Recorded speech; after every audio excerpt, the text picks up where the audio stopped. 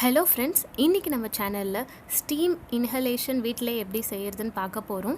இது நம்ம முன்னோர்கள் காலத்தில் இருந்தே செஞ்சுட்டு வர விஷயம். ஸ்டீமர் இல்லைன்னா கவலைப்பட வேண்டாம், குக்கர்லேயே செஞ்சிடலாம்.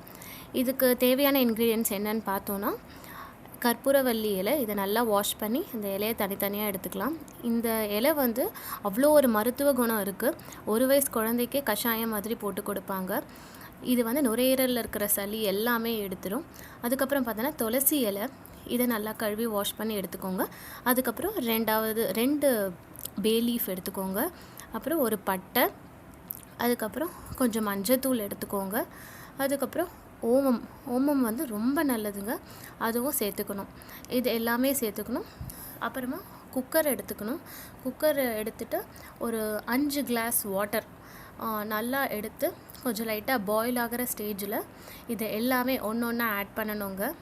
இந்த கற்பூரவல்லி இலை எடுத்து ஆட் பண்ணும்போது நல்லா அதை கசக்கி அதோட எக்ஸ்ட்ராக்ட்ஸ்லாம் வந்துட்டு அந்த தண்ணியில் வந்து வரா மாதிரி பார்த்துக்கணும். அதே மாதிரி துளசி இலை, இது மாதிரி எல்லாமே ஒன்றா ஆட் பண்ணிடணுங்க. இது வந்து சளி, இருமல், காய்ச்சல், விஷக்காய்ச்சல், நுரையீரலில் இருக்கிற சளி, இது எதுவுமே உங்ககிட்ட வராதுங்க. இது அவ்வளோ ஒரு மருத்துவ குணம் எல்லாமே சேர்ந்து இருக்கிறதுனால நீங்கள் வந்து இதை யூஸ் பண்ணிக்கலாம். குழந்தைங்களுக்கே வந்துட்டு இந்த ஸ்டீமர் வச்சு நீங்கள் வந்து அவங்களுக்கு இன்ஹேல் பண்ண சொல்லலாம். இப்போல்லாம் வந்து எல்லாமே எசென்ஷியல் ஆயில்ஸ் வந்து ஆட் பண்ணி யூஸ் பண்ணுறாங்க.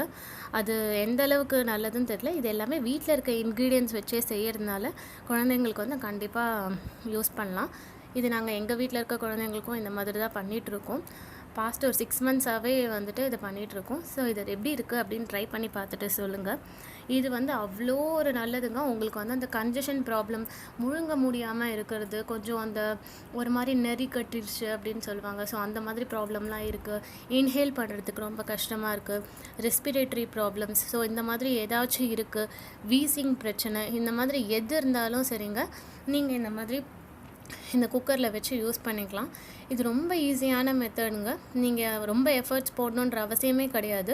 ஸோ நான் சொன்ன மாதிரி இந்த இலைங்கள்லாம் எடுத்து நல்லா நசுக்கி அந்த எக்ஸ்ட்ராக்ட்ஸ்லாம் அந்த தண்ணியில் விழற மாதிரி அது போடுங்க.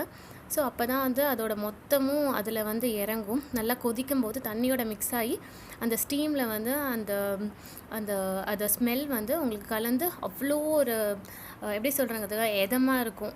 அதனால் நீங்கள் இதை ட்ரை பண்ணி பாருங்கள். இதை வந்து எப்படி பண்ணுறது அப்படின்னு பார்த்தோன்னா, இந்த மாதிரி ஒரு குக்கர் எடுத்துகிட்டு அது எல்லாமே ஆட் பண்ணிவிட்டு அதை மூடிடணும். ஆனால் விசில் மட்டும் போடக்கூடாதுங்க. அதுக்கு பதிலாக வந்துட்டு நீங்கள் இந்த ஸ்க்ரீன்லலாம் வந்து அலுமினியம் பைப் மாதிரி இருக்கும், அதை நீங்கள் எடுத்து இந்த மாதிரி வந்து எல் ஷேப்புக்கு அதை அப்படியே வளைச்சிட்டு அதை அப்படியே யூஸ் பண்ணிக்கலாங்க. ஸோ அதை வந்து எப்படி செய்கிறதுன்னு நான் காமிக்கிறேன். இப்போ நல்லா ஒரு விஸ்க் வச்சு இது பண்ணிவிடுங்க, மிக்ஸ் பண்ணிவிடுங்க. அதுக்கப்புறம் குக்கரை நல்லா க்ளோஸ் பண்ணிவிடுங்க. க்ளோஸ் பண்ணும்போது நல்லா டைட்டாக க்ளோஸ் பண்ணுங்கள். எங்கேயுமே லீக்கேஜ்லாம் இல்லையான்னு பார்த்துக்கோங்க. கொஞ்சம் கேர்ஃபுல்லாக பண்ணுங்கள். சுற்றி வந்து அந்த டியூப் வந்து கரெக்டாக ஃபிக்ஸ் ஆகிருக்கான்னு பார்த்துக்கோங்க. அந்த மூடியில் மிக்ஸ் பண்ணதுக்கப்புறம் கொஞ்சம் நேரம் ஹீட் பண்ண ஆரம்பித்தோன்னே இந்த மாதிரி ஒரு நல்ல ஒரு கலரில் இருக்குங்க. ஒரு எல்லோ ஆரஞ்சிஷ் கலரில் இருக்கும். மஞ்சத்தூள் சேர்க்கறதுனால டர்மரிக் எவ்வளோ ஒரு நல்ல விஷயன்றது நம்ம எல்லாருக்குமே தெரியும். 2வது, இந்த பேக்கெட்டில் வர மஞ்சள்லாம் எடுக்காமல் நீங்கள் வந்து ஓனாக வந்துட்டு அந்த மஞ்சள் கிழங்கெல்லாம் வாங்கி கழுவி காய வச்சு மெஷினில் அரைச்சி யூஸ் பண்ணிங்க, அது இன்னும் ரொம்ப நல்லதுங்க. நான் சொல்லலைங்க, அந்த பைப்பை வந்துட்டு இந்த மாதிரி எடுத்து வளைச்சி அப்புறமா வந்துட்டு நீங்கள் ஆன் பண்ணிக்கலாம். ஸோ இந்த ஸ்டீம் இந்த மாதிரி வரும்.